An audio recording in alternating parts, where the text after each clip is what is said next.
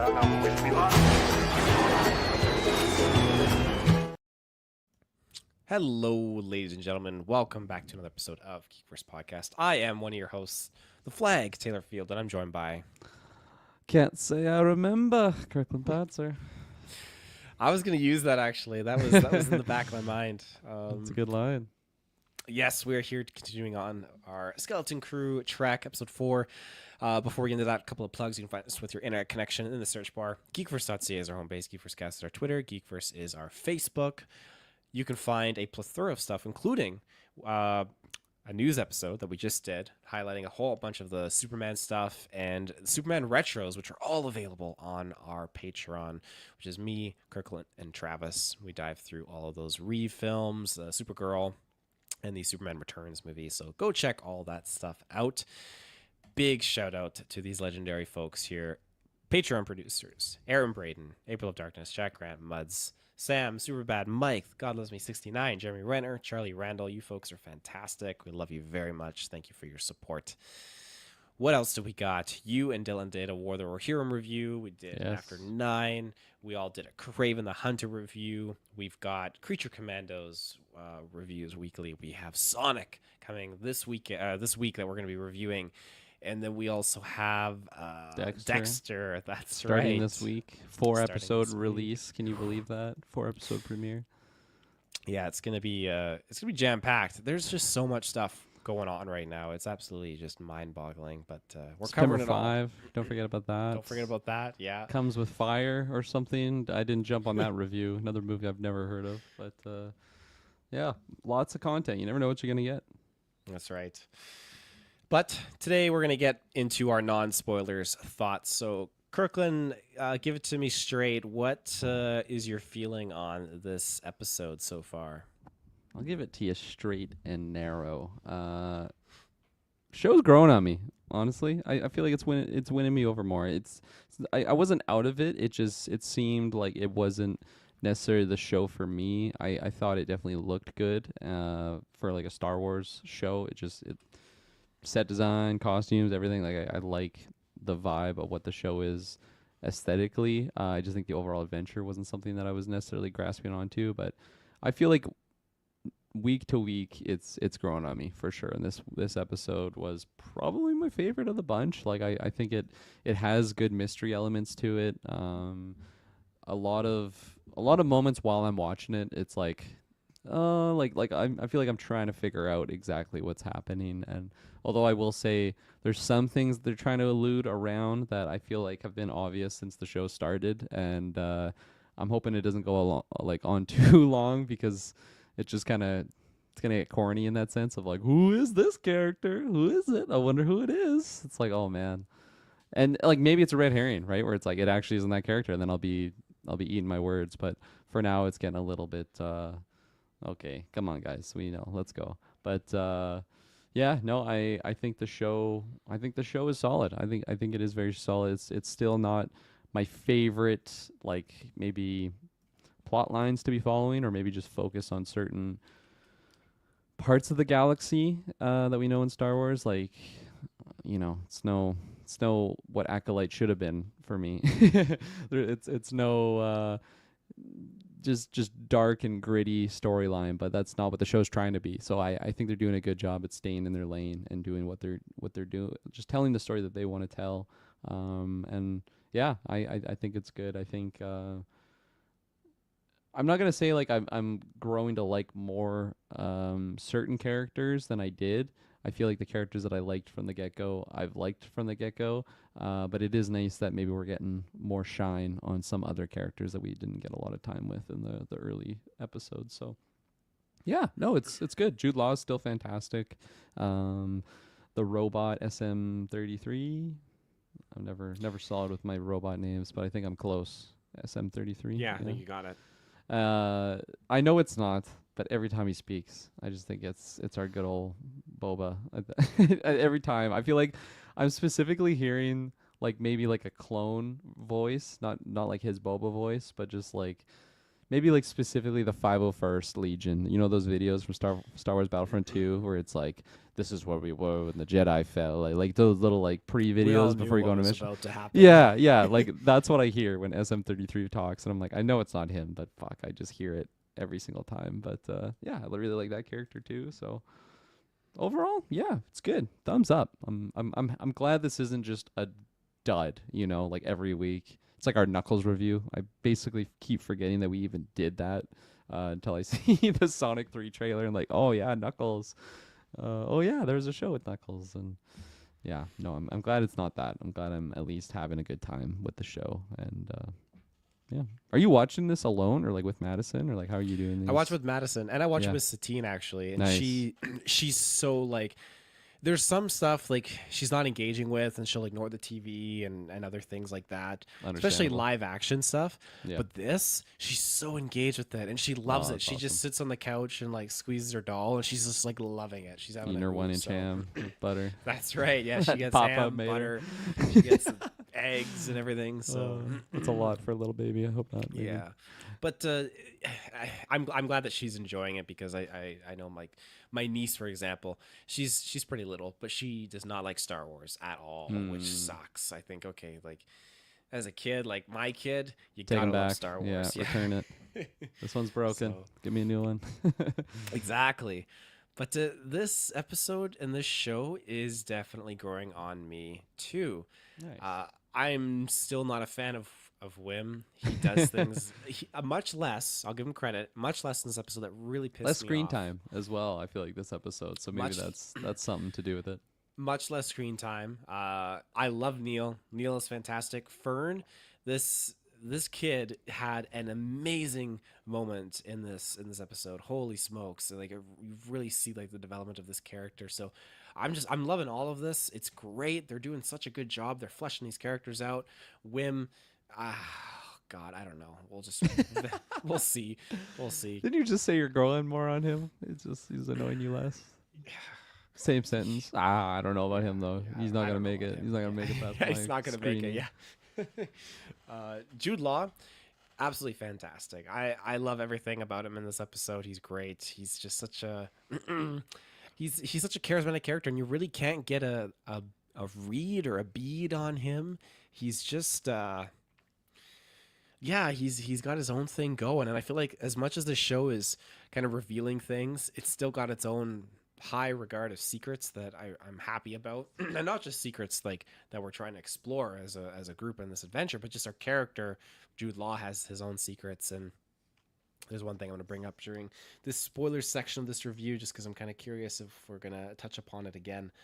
But yeah, I think overall this episode, it really did surprise me, and the way it started off too, I was like, wow, that was quick, but things really changed, and I'm excited to see where we go from here, because I feel like our story is, well, not really at a dead end. I mean, they've kind of figured themselves out, and they figured out like their next step, but it'll be interesting to see how they kind of navigate this, especially with one of our characters becoming an interesting dynamic for our crew. So yeah, I think the show is really got an upswing right now for me.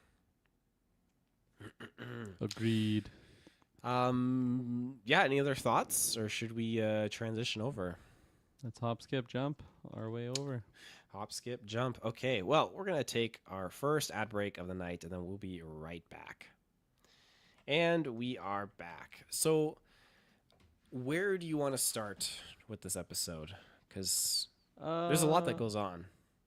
Yeah, I think let's start with just like Ad Atten and what's going on with Ad Atten, because I feel like I like the setup and the possibilities of what this was. Like in the previous episodes, we were speculating kind of just how this place is what it is of, and like how long it's been there, because it seems like it's been through, you know, the whole fall of the rise and fall of the empire, right? Like they're basically completely detached from that, and I feel like it seems like we were going to be getting like what I would have expected maybe from us going to what we suppose was Ad Atten in this episode, was just like the same location, and then just having like the characters coordinate there. But then we get here and it's a completely different set up where there's different factions. We don't really know exactly what's going on, even though this should be at Atten, and there's just some mystery to it. I think that's like a really engaging part of this show for me, is just kind of what this place is, because I think initially it was just kind of fun to have it as some sort of oasis, but I feel like now my mind makes me think that it's very much not even what it's not the oasis what like that everyone else thinks. It's not just like yeah, just like the regular home that the kids thought it was. Like I think it's something completely different than that, and seems like a more maybe nefarious science project or something. Like I feel like it's going to be something like that, and that's kind of cool. Like that's something that I haven't seen before really in Star Wars. And obviously that's not confirmed or anything in in this episode. It's just it's giving me vibes of that, of like I don't know. Even last time we saw Wim's dad, the POS dad, fucking that guy that I wasn't a fan of. Like there was something going on with some droids that said that he was kind of in the wrong spot, and I don't know. It makes it feel like, I think we even talked about like a comparison, like a Truman Show type setup of just kind of being monitored in that aspect, and it being like a play that everyone's playing out. And I don't know, just that's kind of my theory right now. I don't know if I'm alone in the weeds over there. If I don't know, like, what's your vibe with that at? And are you thinking similar to me, or are you thinking something different, or completely against what I'm saying? Oh, I mean, I'm still trying to wrap my head around the history around this planet, and I love the idea that it has been just kept out of touch from the Empire and the Sith and the Republic and all this kind of stuff. But this episode really does explore it's other 8 planets, it's co-planets, I guess. I can't remember all the names, but again, we know that this was at Akron that they were visiting. But uh, yeah, just where it sits and them trying to get back to it. I'd like to see a little bit more about what's going on with those parents. And again, the piece of shit dad. There's a few piece of shit dads in this episode. One conscripting children to his fucking army, which is Yeah. just crazy. On this planet, we use children as soldiers. Yeah, Jesus Priceless. Christ. Warmonger. But I'd like to go back to that, and I'd like to see what the parents are talking about, and I'd like to know more. And I'm sure we're gonna get in the finale, because this episode focused on the supervisor's tower, where you can kind of see everything in this tower, the location of the other planets and whatnot. And so I'm assuming this tower is identical to the one in Aden. And I would like to see more with the supervisor, because last we saw the parents. The parents are like, I want to talk to the supervisor, yada yada yada. And so, how much does the supervisor really know? And is it just the supervisor keeping a blanket over everyone? Because we know the parents talked about the Republic at some point, and Mm-hmm. I think people take that in the context, the New Republic, because the New Republic is a thing at this point. That's probably not the case. They're probably referring to the Old Republic, and the supervisor knows what's happened out there. So Yeah. You totally just reminded me of what this reminds me of, and how I was saying it kind of is set up. Well, I'm getting the vibe of it being some sort of weird science experiment. Is Fallout. Totally Fallout with the vaults. yes, And especially if it's supervisor, with like being like an overseer situation where maybe yes, they are the only ones that know what's happening. And yeah, so I'm getting big vibes of that. And if it's anything like that, that's so awesome. Like that's something so different from anything that we've really seen in Star Wars before. Because it like we're going to different planets and stuff. But if that is the case, I feel like it's reducing the scale and size of just the events, which I feel like Star Wars sometimes has a hard time pulling back on. They always try and go, well, the movies. We got the Death Star. Well, now we got the Super Death Star. Or no, we got the Death Star, then we rebuilt the Death Star, and then we got the Super Death Star, Starkiller Base. And it just seems like we're just trying to up each other. I'm taking an example from the movies specifically, but even in like Mando, like we're going for these really large scale world galactic ending events like all the time, it seems. So yeah, and like even if it isn't the case that I'm kind of pitching, it is still nice having a more contained story. And like I was saying in the non-spoilers, like it's nice that they're kind of just they're sticking to the story that they're trying to tell. They're not gonna just try and snowball affect it and just make it this giant thing that they can't really control. I'm liking the scale of it all, and yeah, it's got good mystery and intrigue like week to week. It answers a little bit, but still leaves you questioning a lot of things. So, yeah, it's a good formula to have for the show overall. That is a good way of looking at it, just the vaults and the overseers and whatnot, like Fallout, because a big highlight here is this planet at Akron looks identical to Ad Aden. They thought it Yeah. was one and the same, even the That's why it location of feels the synthetic, buildings. right? Like it feels like manufactured in that way, where it is just a That's carbon right. copy. And a big keynote difference here is that you've got on top of the school this massive weaponized like gun, anti-aircraft, whatever kind of gun, which is not on the school on Ad Aden. So are we to think too this is a war-torn kind of planet here? Are we to say that okay, maybe this experiment was to be more war oriented, or was it just maybe that wasn't the case? Maybe it was just being targeted and destroyed and whatnot. And then you have this pirate guy with SM-33 who just destroyed the coordinates, got there, and died in the crash. I don't know. There's so much mystery still surrounding it. But I feel like, okay, did this pirate king guy go to all the other at planets and destroy the coordinates at Aten? Because I'm assuming the supervisor towers and all the other planets would have the coordinates. So why couldn't they just try and get coordinates from 7 other locations now that they know what to do? Yeah. But maybe it's easier said than done. Mm-hmm. Cool. The next thing I would like to talk about is the lawman himself, Mr. Jude. Hey Jude, where are you? Um, yeah, I'm thinking he's the old captain. I feel like we're both kind of in that same mindset. What do you think? Remember the captain that was mutinied at the beginning? He got Captain Jack Sparrowed. Oh, that's definitely him. Yeah, I mean, exactly. he's wearing the This same clothes. So. so this is the thing where it just seems like we keep hinting whether it's SM-33 being like, oh, my old captain, and it just is like Jude Law seeming like he's just trying to quiet him down because he's gonna reveal stuff that he Oh, is the you think captain. he's SM-33's captain? Yeah, you don't think Hmm. so? No, because why would he leave at Aten then and not know how to get back there? Good point. Okay, never mind then. I kind of didn't think about that. Okay, But I hard applaud checkmate the there. theory. I You got applaud me. the theory.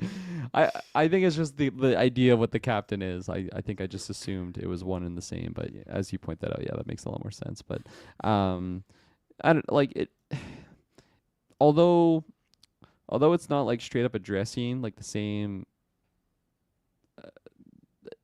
like I guess just stuff that happened to him when he got mutinied early on. It still feels like every time we have this character, there is a little bit of something like that, and and that's where I'm just kind of getting annoyed with them not just revealing that. But I feel like I was also kind of attributing that a lot to the SM-33 stuff this episode. So there you go. You just kind of pop that balloon. So maybe I'm not as sour on it as I should be, but still, it just feels like it was so easily like we just ousted them like right early on. Like, okay, no, that definitely is Jude Law. That like you almost could have got that reveal in the exact same episode, and it really doesn't change anything. Like, I think if we get that reveal in the finale, like it wouldn't have done anything if we didn't just get that in the same episode. I know it's tough to judge because we're not there yet. We're not even in the penultimate yet, but so I don't know. It just seems like that's where it feels like a kids show type twist, where it's like, oh, it was Old Man Withers the whole time, and Old Man Withers was wearing the exact same clothes that he was when we saw him earlier on.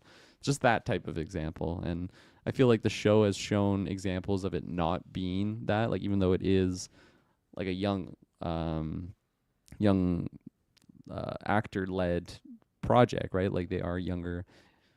I keep wanting to say younger people. I just sound like such an old fuck when I when I go to say that. Younger people. Some younglings, maybe I'll say that. It's a group of younglings.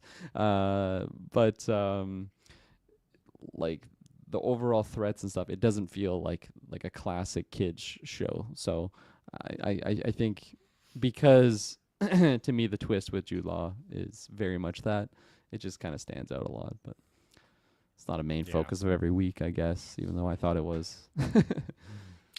When do you think we're going to see him use the Force again? Ooh, good question. I think I don't know exactly what episode it could be, but I predict it would be in a way to like help the kids. Like it'll be like a nice heroic thing that he's yeah, just kind of a chance to prove his quality, you know, like the great captain of Gondor, Faramir. Um, but even then, I don't know. I feel like it could be to just pull a key towards him again. Like I don't know. I really don't know. Well, I mean, that's where I kind of think like, what if we get a moment where the kids like, because they believe in him now, because after he pulled out his lightsaber and executed all of those other pirates and took the Iwis, I think they're called, back. I'm kidding. No lightsaber combat.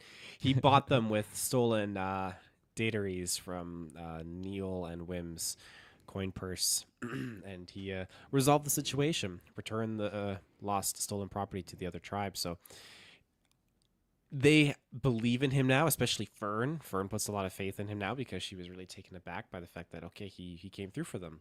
So what if we get a moment where it's a big time battle and they're like, okay, use the force. You can use the force here. Like, yeah. Just move that thing over. And then he'll be like, you know what? It doesn't work like that. I'm actually not a Jedi or a force user or whatever. I guess he'd say I'm not a force user because he admitted in last week's episode he's not a Jedi. So do you think that something like that could be plausible? Yeah. Yeah, yeah, I do. So you're, yeah, that's fair. I mean, so you're still on the fence about him really having the force. I it's tough because I feel like I've always been in that realm of belief that like it's not just Jedi or Sith that can be force sensitive. Mm-hmm. Like of course going through like the Darth Plagueis novel, like that really opened up my eyes to the idea of other force users and not them just using it in combat. Like it could be used to just like cheat in gambling, right? Like it totally makes sense, especially if it's a great grand galaxy. Like there's what, like close to 8 billion people on Earth, but like how many actual trillions of people and not even people, like different species of individuals are there in the great galaxy? Like yeah, I'm sure there's a lot of people fucking playing the Pebble game, you know, that one, the three pebble game, the three coconut game, and using force to just cheat their way out of it. Like it totally makes sense, and I feel like he's set up to be that con man, so he very much fits the trope of a character that I would kind of think of that would be using stuff like that. So yeah, I think I think he's force sensitive, but I'm ready to be wrong. I don't have a lot of chips on the table for like my bet on that he is force sensitive, or if it is just something. He's got big magnets in his hands. Big magnets. I'm similar to you. I'm leaning towards him being force sensitive, but I'm not going to be surprised if it turns out that he's not. But I want to believe that he is because I like the idea of a non Jedi or Sith character using the force for their own personal gain. And like I'm pretty limited on my Clone Wars. What is it? The Bad Batch, Rebel, like that type of. Has there been like a force sensitive like blaster user in the sense of like a badass bounty hunter type character that's really able to combo all that stuff together? Because I know you can say like Leia, okay, she's used the blaster, and then I guess she's used the force later on, but like that's a completely different thing in my mind. Like actually having it like in their kit, like they're able to kind of combo with the force as well as blasters, I mean, jetpacks. Why I'd not? say sure, but it's probably like uh they're more in line with like Grogu, for example. Like you got a Grogu who had Jedi Temple training. You have Mm. Asajj Ventress in the Clone Wars who becomes a bounty hunter, but she's had training from a Jedi and from a Sith Lord. So Yeah. that I don't really count those, but someone that's just been on the streets making the name for themselves. Mm-hmm. Yeah, and even in the games too, I feel like okay, the representation here, we see Force users, but they're all Jedi that are just on the run now. So you don't really get that perspective of a character that uses the Force and is not a former Jedi or a dark side user or anything like that. And I think there's a lot of potential there for a character like that. There's a lot of backstory you can explore and why they didn't get picked. And if Jude, like some people are saying, oh, Jude Law's probably an apprentice that lost their master when he was very young and just survived in the galaxy. I like the idea that he just wasn't detected by the Empire and the Jedi couldn't come and get him because the Jedi were all annihilated. So he was just he was missed, or maybe he was born after when the Inquisitors were kind of all knocked off and hunting Luke and Ahsoka and all of them and the rebels, that they didn't have time to go for other Force users and Force sensitive children. And that's just where Jude Law kind of fits into the story here. I don't know. There's 20 something years of a timeline that you can play with for this character. I don't even know how old Jude Law's character really is either. But yeah, I digress. Back to the episode at hand. So yeah, our crew basically they can't get the coordinates. We didn't see any of the other pirates, but basically they survived this horrible war torn planet, and we learn that SM-33 has kind of an override inside his systems. And so when Fern is like, "I am your captain," override, because when he's saying, "Can't say I remember no Ad-Atten," he's really saying like, okay, like I can't say that I remember Ad-Atten, and that's just his protocol put in by his previous captain. And so Fern overrides that, and it doesn't go well. They don't get any information, but they know that, okay, he does know where Ad-Atten is, but he's like, and my daughter kind of actually jumped at this point, because when he like SM-33 went to like suplex super mode and was like, I would shit my pants when he like turns to Neil and is like, limb from limb, limb from limb, like Jesus Christ, and then he charges at him. It's a very different style, but it reminded me of is it iRobot? Is that what it's called? The Will Smith one? Yes. Yeah, it reminded me of that when they go like the red mode and they're just like evil and like total tonal shift, where I feel like SM-33 when he's like just the goofy pirate, like he doesn't seem like he could harm, well, he can harm people, but like not the kids or anything. Like he just doesn't seem menacing, whereas right away the switch gets flipped and he just seems like he can rip them apart, you know, limb from limb, literally.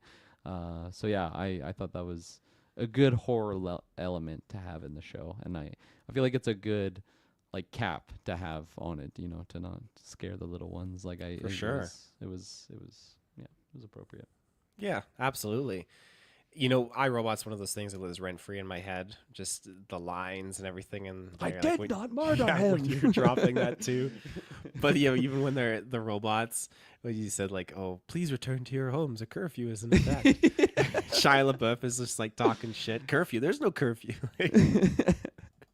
Oh, I gotta rewatch that one. My gosh, Put it down for the Christmas break. man, Make it happen. it's so good. You shooting me with your eyes closed?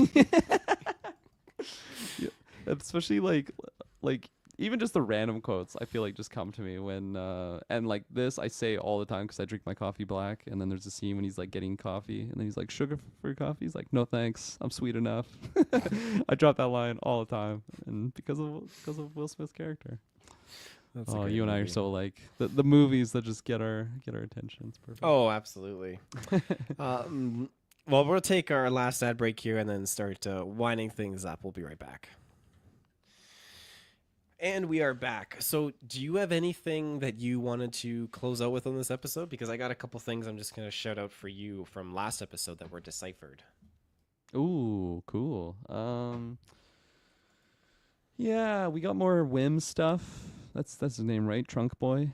Neil. Neil. Wim is the annoying kid. Right, Wim's the annoying one. So yeah, it was nice to get some more Neil moments. I really liked just the little friend that he made in this movie. Wow, you can tell I'm tired. In this movie, in this episode, Hadra, was that her name?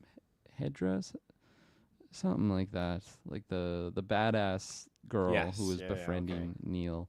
I kind of liked how she was rough and grizzled, but then, you know, she keeps seeing these like really wholesome moments that Neil's just interacting with the world, and it's kind of just making her baffled because she's never seen someone like that. So I like that dynamic. I like the showcase of that. There's a specific scene when she like says goodbye to Neil. She like walks off, and then there's like a little like rock or something, and like instead of just walking around it or over it, she just does like a fucking like gainer. She does like a little twist gainer. I'm like, that is so unnecessary, but I like it. You're like, why not? Like, just fucking showcase that she's a badass. That's awesome. Yeah. It was just kind of funny. So yeah, I like the Neil stuff. Yeah,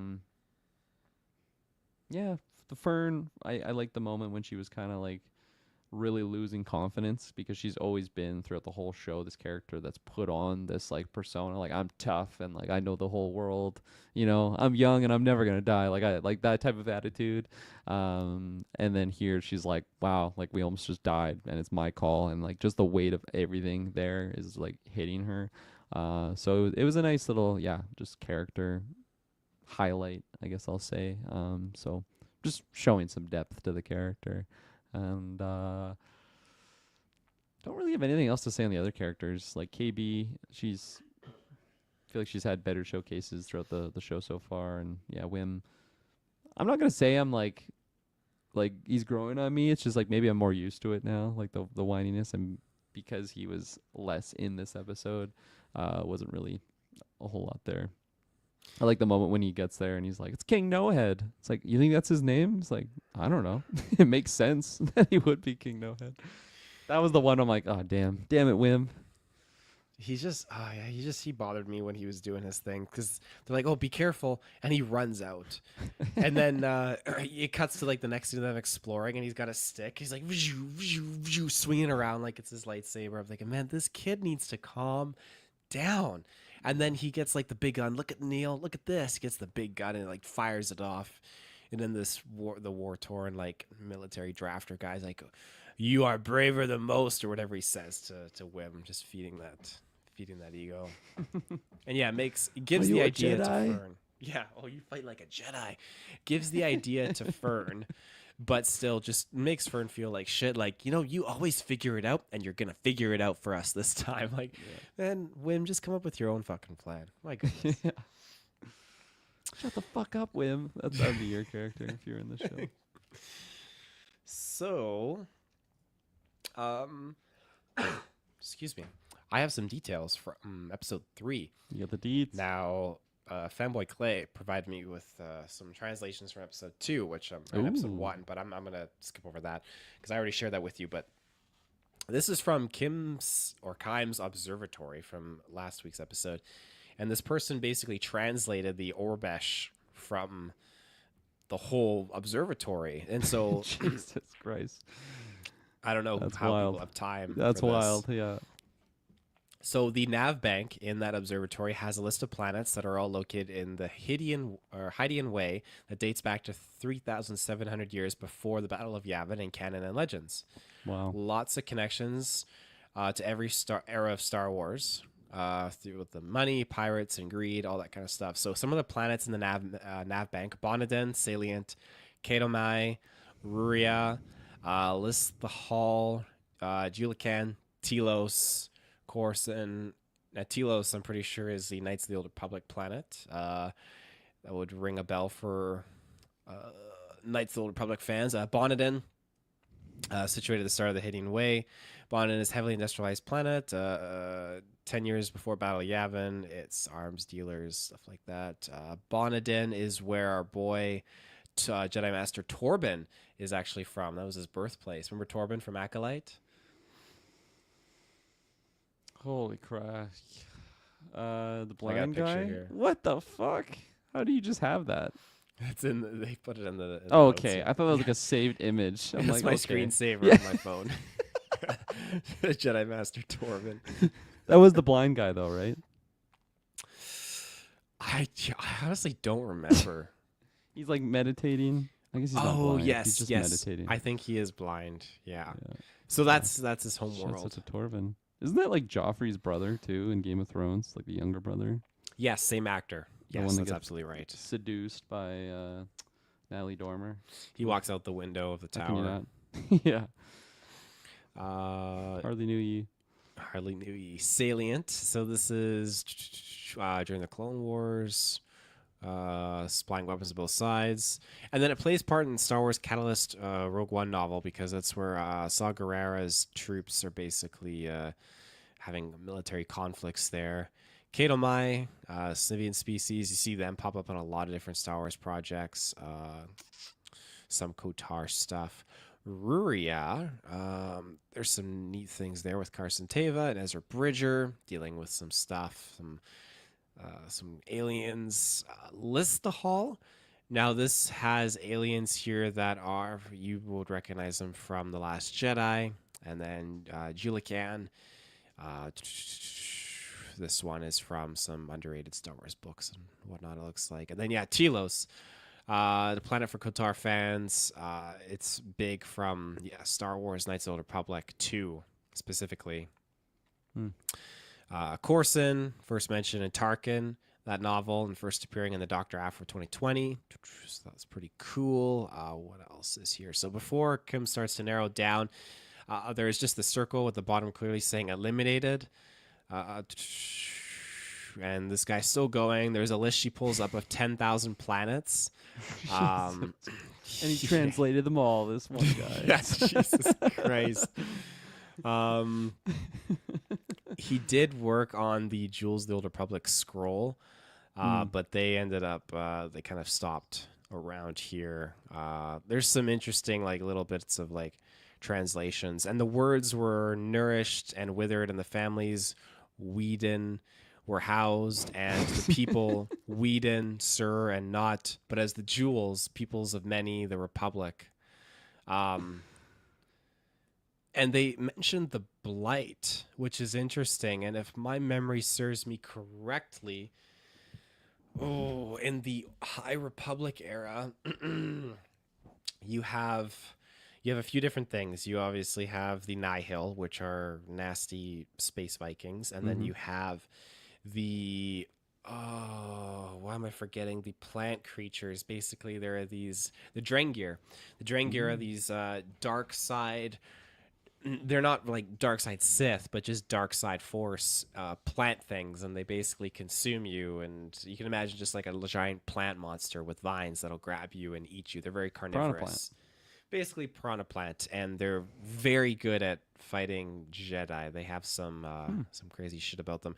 But then there's the Blight, and this is something that Marchion Ro was able to figure out how to hold. And he's the leader of the Nihil, and Marchion Ro basically figured out how to control the Blight. And it is basically, from how I transfer the words into my mind of how the Blight works, is it's this disease, and as it kind of spreads, organic materials will start to just decay and turn to like ash or something like that. And so if it hits a person, like you'll lose your hand if you touch it. Like it's a very, very unstoppable.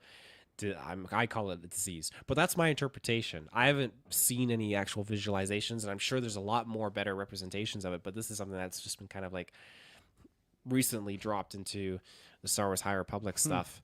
And so that's something that I'm excited to see more of in the next Star Wars High Republic book. But if it is Blight related, and that's got a card at hand as to why some of these Jewels of the High Republic fell and collapsed, then that would be pretty cool to see. I'd love it if ultimately it was just Nihil too. And I know I'm speaking mumbo jumbo to you right now. When you were going off, but you're like you said like a bunch of words I just did not understand, and I'm like, am I dreaming right now? Like, what is going on? I'm in just a fever dream right now. But no, it sounds really cool about the Blight. The way that you started explaining it made me think of the Flood actually from Halo, of just this like unstoppable terror that's just like is just taking over everything. But it's not like a species. It is like a miasma or some sort of ale. That's how I see it. Just a death air. Yeah, exactly. It's cool. I mean, it's different than other things that I've seen before in Star Wars, so I like it. Yeah, it feels like it could fit potentially with what we discovered already on this planet. Like, it doesn't look healthy; it looks dead. So that's right. I feel like I'm more intrigued about these plant dark side users that just fuck up Jedi. Like, geez, sign me up. The Drengir, yeah, the Drengir. They're pretty cool. I'll show you a quick photo. I'm thinking like Ents now too, and then like in Warhammer they have like wood elves that are like these like dryad type characters. Now I'm picturing that. Wow, even more different than I would have expected. Kind of like Man Thing a little bit. Kind of, honestly, yeah. So I mean, here's a good photo. How did they so good against Jedi? Because they're just Force users. Because they don't have lightsabers or anything. The Drengir. Why was it? They have some advantage over Jedi. I can't fully remember what it was. They share a collective consciousness with each other. Also hive mind. They can dominate and corrupt other minds. Aptitude Probably for just healing. outnumber them, I would imagine, if they have like a hive mind thing. Yes. They could reform with their 2 animated bodies if they're cut in half. Cut off one head. 2 more rise. Exactly. Yeah. So they're a pretty cool antagonist. Very terrifying. And where have they popped up? Is it just High Republic stuff? Just like it's the High new? Republic stuff. So from what I remember, and we did a review, me and Travis, for this one book, this master and apprentice came across this old abandoned station, I think in an asteroid. And while they were in there, they found these old dark side relics. And it turns out, I'm assuming some Sith or whatnot had managed to trap the Drengir here and lock them in, and so the Drengir were trapped in the station with these Sounds like dark Alien. side totems. Yeah, kind of like that. These dark side totems were kind of like holding them hostage here. And so when the Jedi took them away and moved the totems off to look at them, then it let the Drengir out. And so the Drengir has been what's neat is the Nihil have been taking Drengir plants, and the Nihil dropped the Drengir on Republic worlds to just fuck them up and just like kill people. It's David. And everything. It's the, Yeah, it's the exact same Prometheus, everything. There you go. That's I like hilarious, it. actually. I want to see some Drengir up in here. And you know what? If Acolyte did good, then maybe we would have got something like that. And hopefully we do in the future, because it's untapped potential. There's a lot that they can cover with it. So Yeah, this is the Drengir looking at the no Acolyte appeance. Looking where at they go Kathleen back Kennedy. in their cave. Yeah, cool. forgot about this one. Oh, that one. Do you remember this one? too? Is that George Clooney? What the fuck? I forgot about that. That's for our Harry Potter fan cast. I did George Clooney, and then I went on like some AI face swap thing. And I mean, fuck, it looks pretty good though. It does look really good. It looks actually really, really good. Oh. All right, ladies and gentlemen. Well, there you have it. We'll be back next week with episode 5 of Skeleton Crew. So stay tuned. Lots of stuff dropping on the feeds, and may the Force be with you. Always.